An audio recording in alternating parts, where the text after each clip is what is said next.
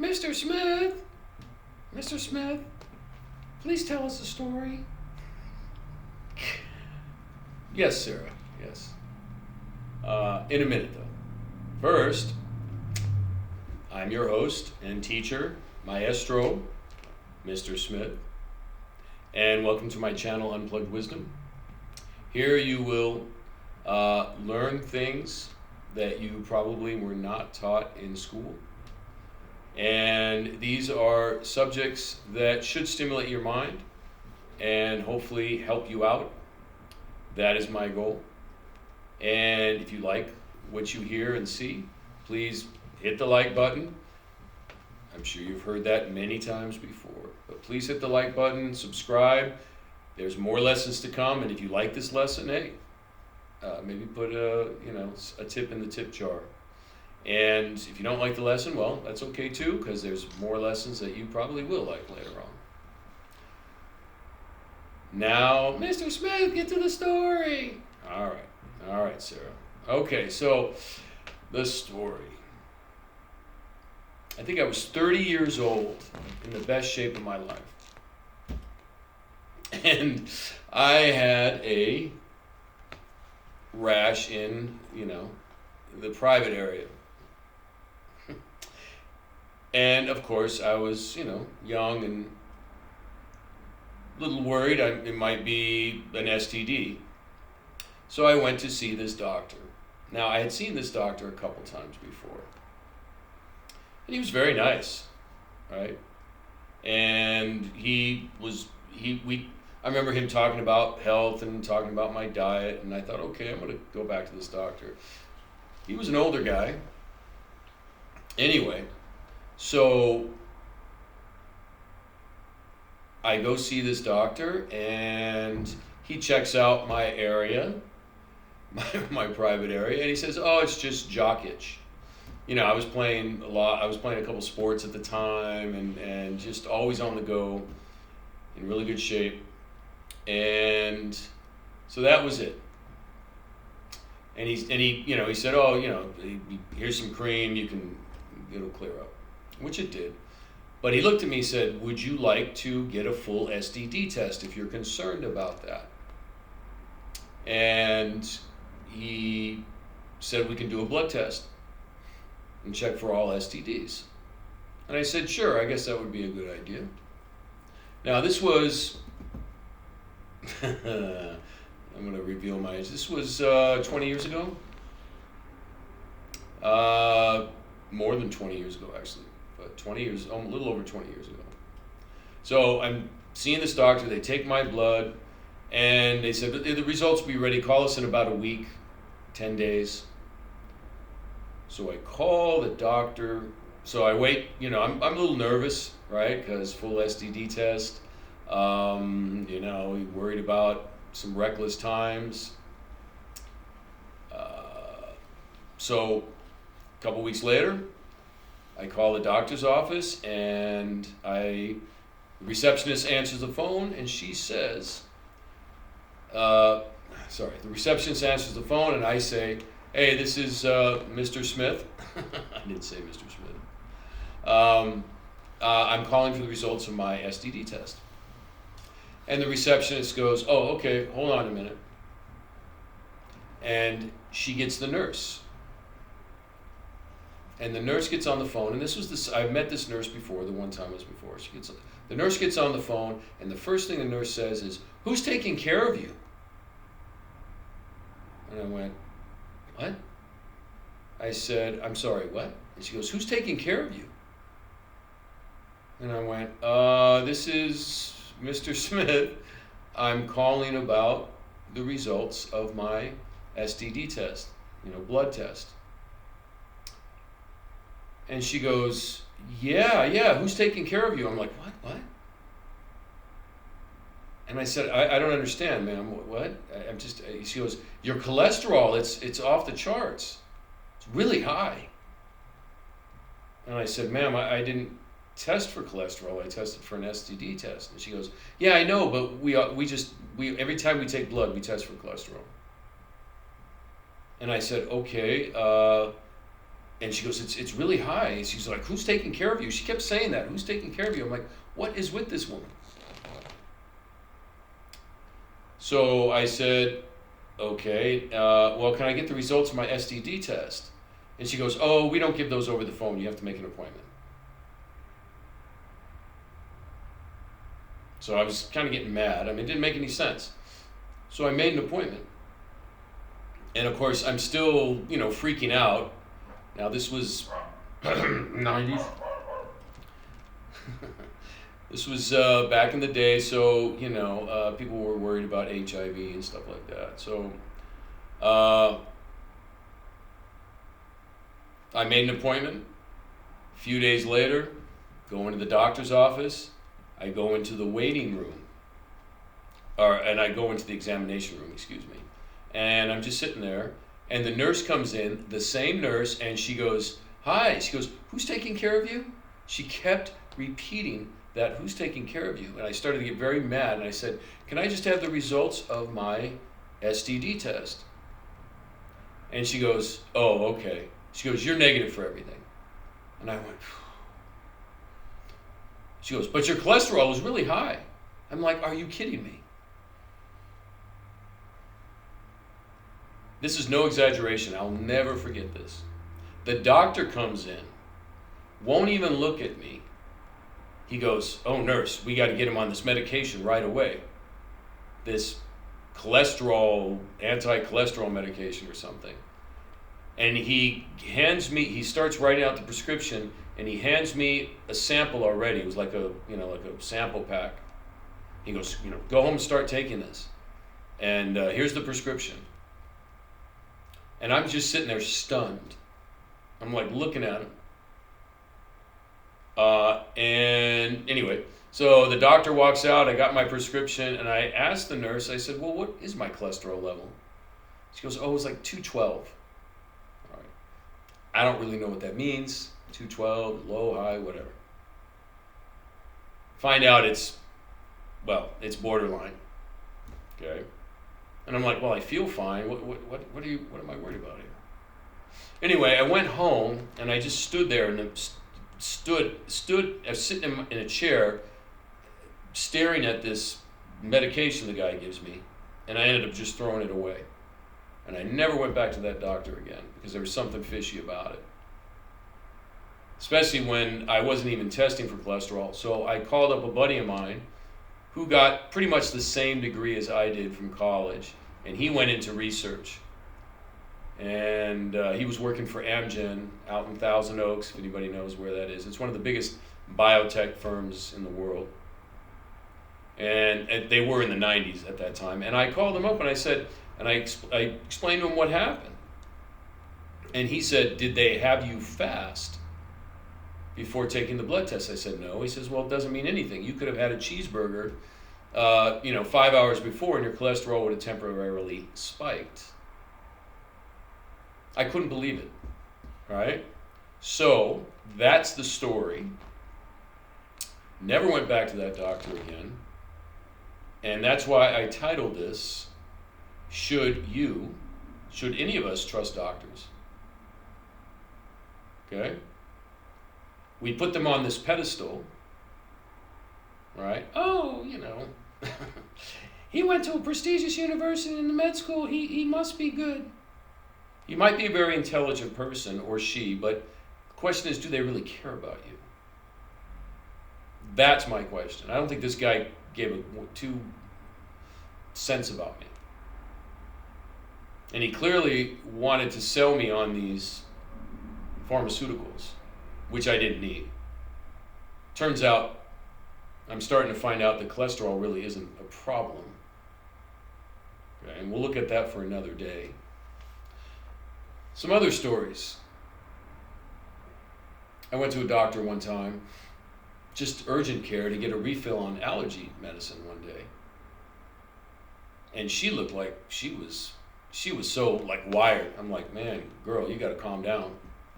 I'm thinking she might be on some amphetamines or something. Maybe too much coffee, could be. But I don't know. But she looked awful skinny. She didn't look healthy. And she looked at my blood pressure. They always take your blood pressure every time you go into the doctor. You ever notice that? And she said, oh, your blood pressure's kind of high. You should check into our hypertension clinic. She goes, you should check into our blood pressure clinic. Hypertension is nothing to be messed around with. And I'm like looking at her like, I didn't come in here for this. What? I just came here to get a refill on my allergy spray, which I didn't need at all because I discovered certain ways of eating and things, and we'll talk about that another time, to really improve your health.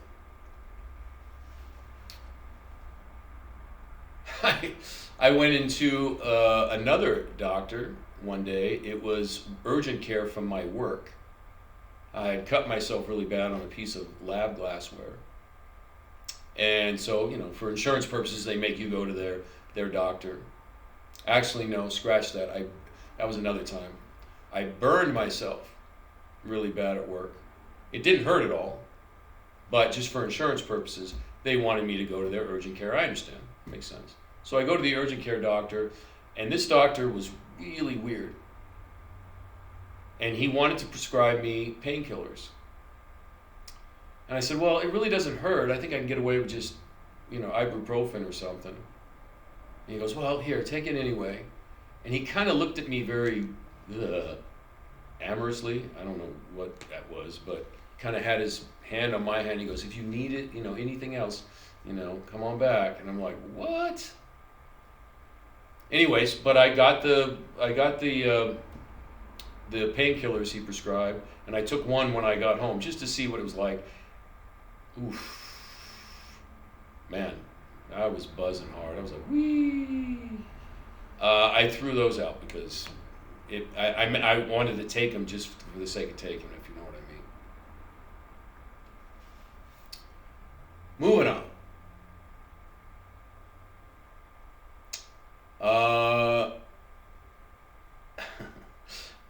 A brother that I know, brother meaning a good man, he's not my biological brother, he tells me a story of how he went into his doctor and they took the blood pressure using the electronic machine, and it was really high, and he wanted to see what it was like on the old school machine where they wrap that thing around you and they pump it up.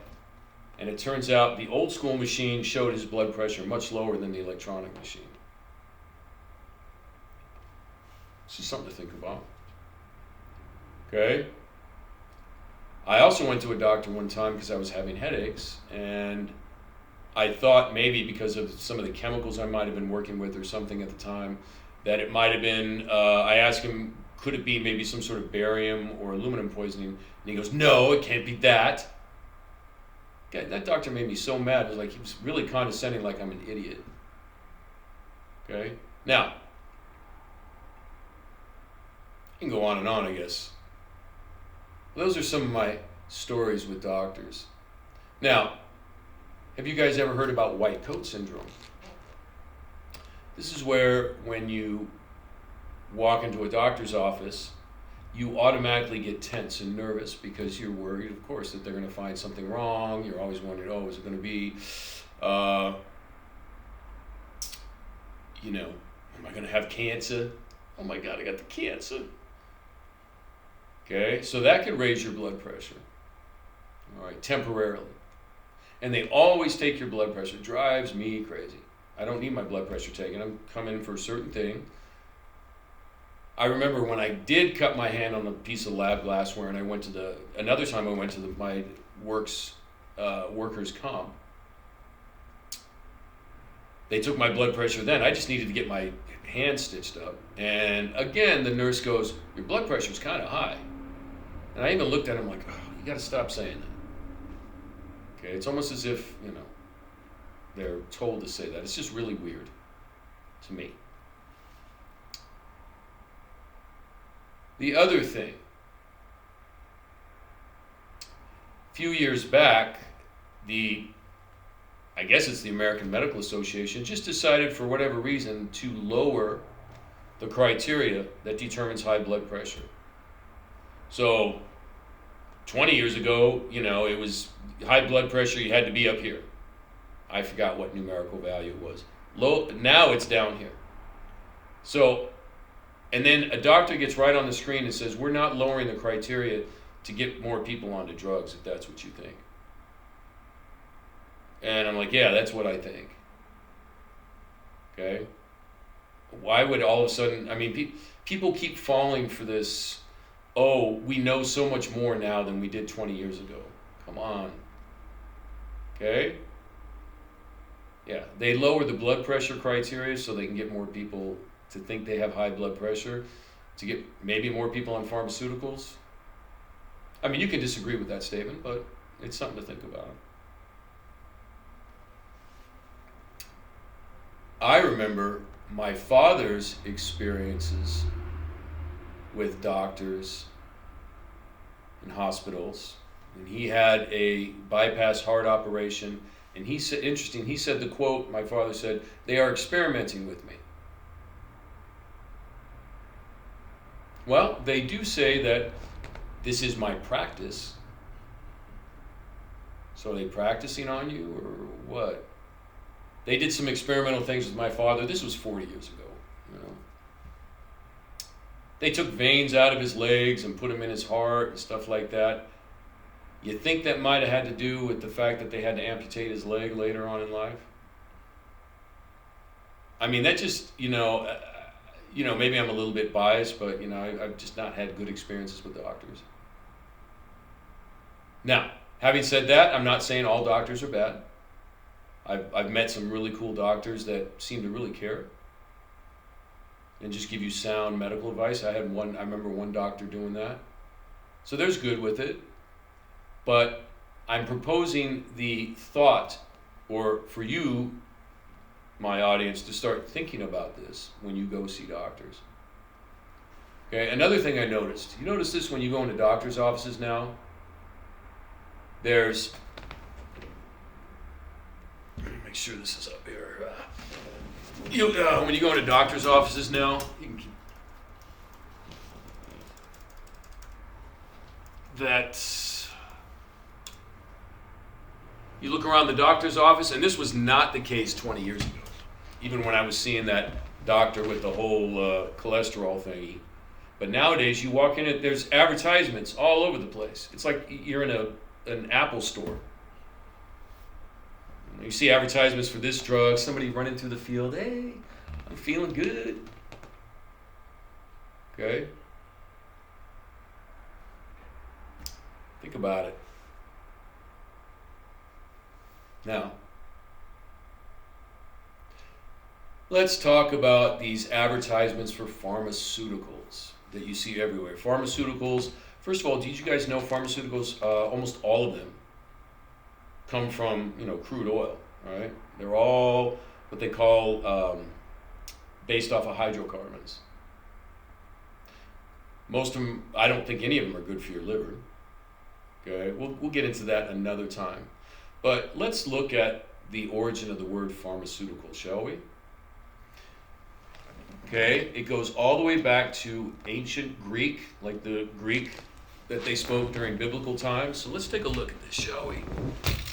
Pharmaceutical comes from the word pharmakia, which is an ancient Greek word that means the use of medicine, drugs, or spells. Oops, excuse me. Mr. Smith, don't burp while you're teaching. Sorry, Sarah. Sometimes it just, it's that turkey sandwich I had for lunch. Okay, here we go. Definition of pharmakia: the use of medicine, drugs, or spells. Usage in magic, sorcery, enchantments. Further, pharmakia, properly drug-related sorcery, like the practice of magical arts. Wow, that's deep. Any other? Here's another definition: the use of medicine, drugs, or spells. That was the same definition. So that's pretty deep, everybody. Now,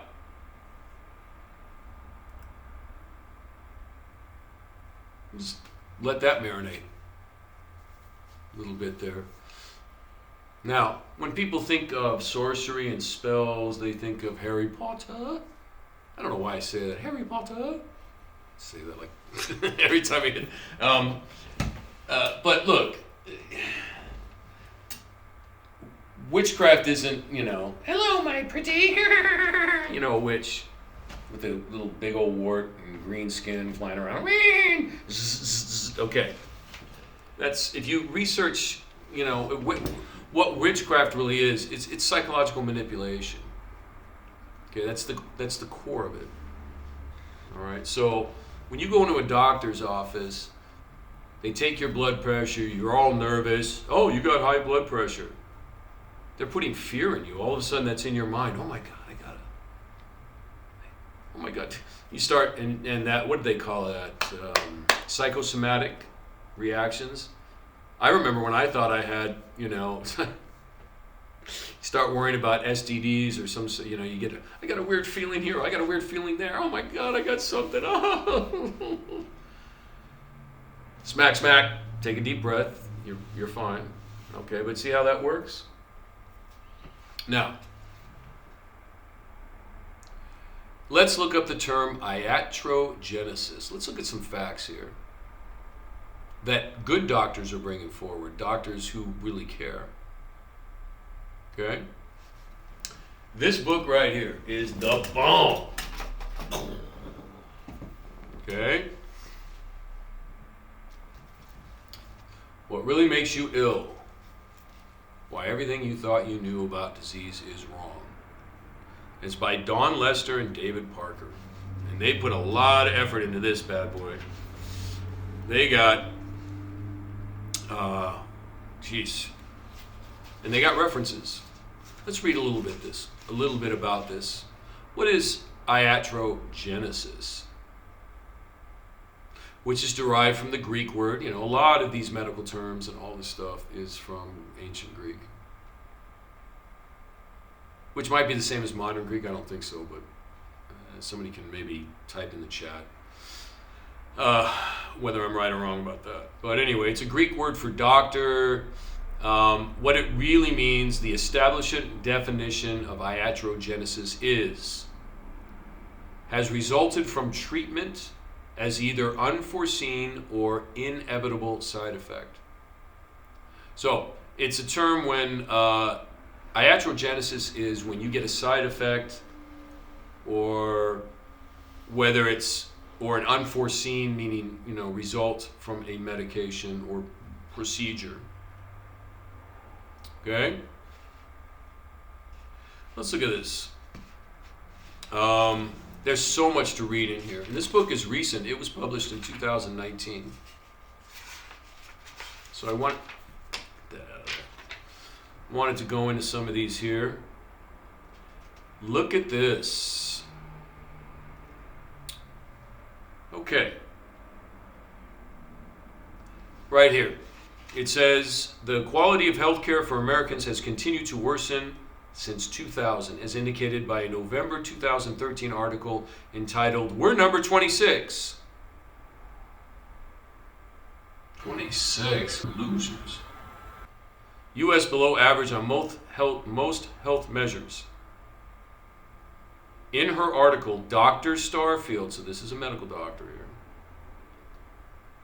exposed a range of problems, including the high cost of health care and the low ranking of the U.S. U.S. and health criteria. She also revealed important statistics about adverse effects that have been the direct result of healthcare interventions.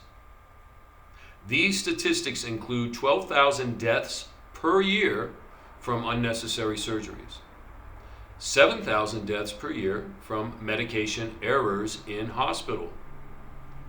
Her comment on the situation is that, quote, the high cost of the healthcare system is considered to be a deficit, but seems to be tolerated under the assumption that better health results from more expensive care. Right? People want to go to Cedars-Sinai or St. Joseph's, right? Despite evidence from a few studies indicating that as many as 20 to 30% of patients receive contraindicated care, which means potentially dangerous care. Okay, I looked that word up. Inadvisable. 20 to 30% of patients receive potentially dangerous care. One of the statistics provided in the article is of particular relevance to this discussion, as Dr. Starfield reports that an annual total of 106,000 deaths occurred as a result of non-error adverse effects of medications. Non-error, meaning these adverse effects were, they knew that was going to happen. To medications that have been correctly and appropriately prescribed and administered. This particular statistic provides an unequivocal evidence not only of the existence of iatrogenesis, but also of the potentially vast scale of the problem. Wow. Now, this book is no joke. It has, my gosh, you'll be reading this. I read this. This took me the whole summer in 2020 to read this. All the references are there. Okay? Now, I'm almost done with this. Okay, in one study, the total number of deaths from iatrogenesis was stated in this study to be an estimated 783,936 per year, a figure that exceeds the annual mortality from either heart disease or cancer. Like how I say cancer. Which makes iatrogenesis the leading cause of death in the U.S. Bam. It must be emphasized that these figures only refer to the situation in the U.S., and only relate to hospital patients. So they're implying that worldwide it could be a lot worse. And what about people who are not in the hospitals that are taking these medications, these pharmaceuticals? Something to think about.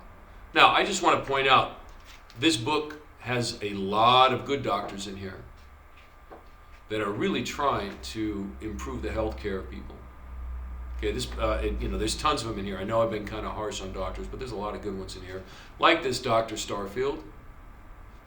Okay, that are pointing out things that need to change. And what we're really talking about here is there needs to be a total mentality shift. All right. Okay. So we're going to talk about that in a minute. All right, and one way, now this is interesting. Sickness is a business. I've heard that term from a very prominent man.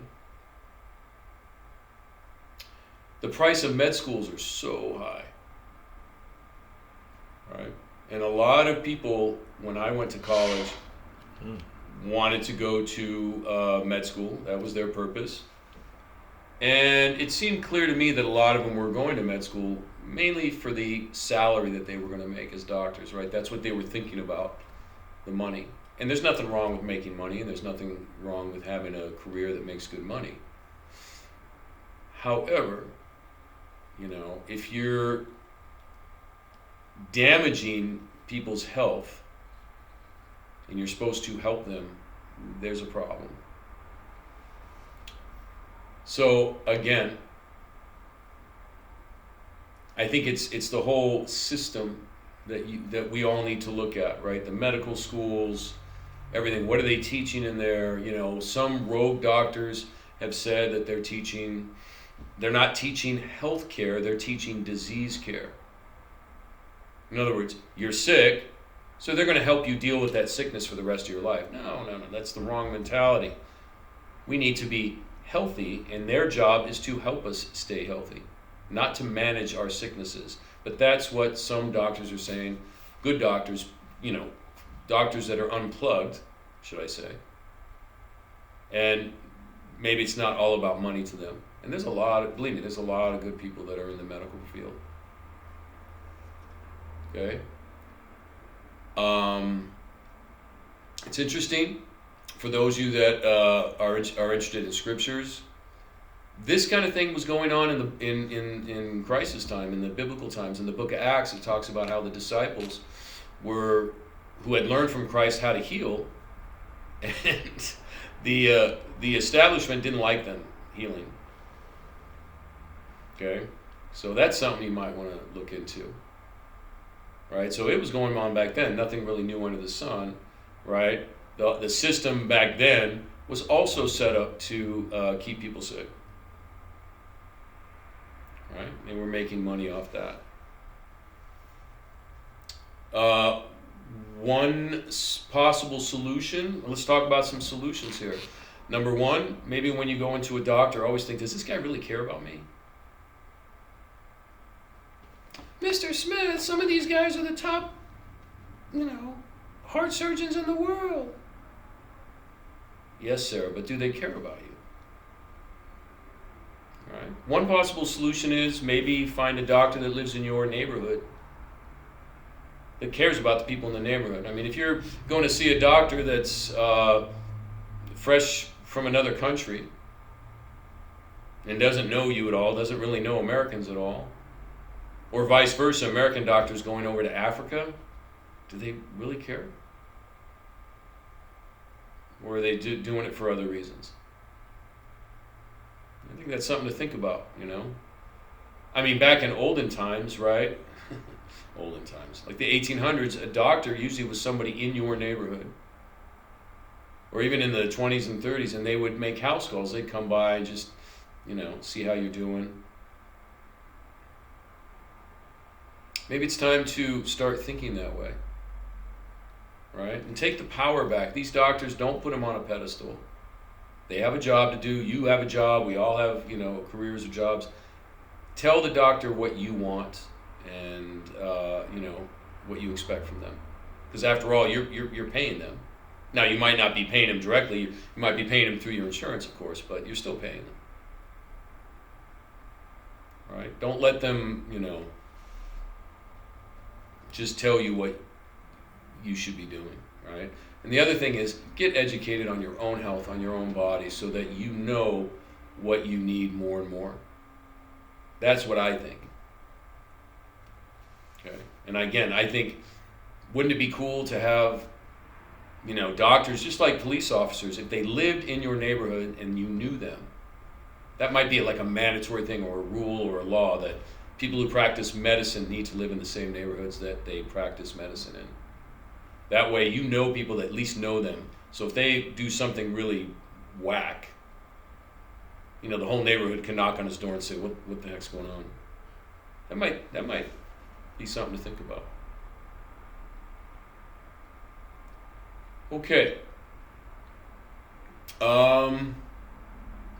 In the future, we'll look at specific diseases that are out there, and we'll kind of see what's really going on with that. All right, and I would love for you guys to put some comments in the comment section. What are your experiences with doctors? Have you had similar experiences? Have you had unnecessary surgeries done on you? It always makes me wonder, or if you're the other side and you want to defend some of these surgeries, I want to hear that too.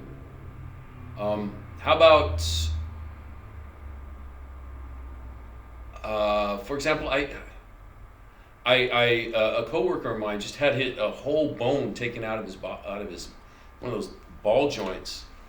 He was a runner for years, and he just had a bad leg. And I'm just thinking, is that the right thing to take body part? Now, I believe that God did not make your body to have parts taken out of it. It just seems bizarre to me why he would do that.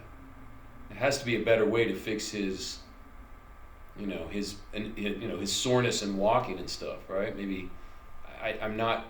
So those are things. Hey, I'm posing those questions to you guys. What do you guys think about it? Okay. So if you like this lesson, if this resonated with you, please like, subscribe. Again. These lessons do take a while to set up and present to you, so if you want to put a little money in the tip jar, I would really appreciate it. And again, I am your humble servant, Senor Smith, bringing you another lesson, and we'll see you next time.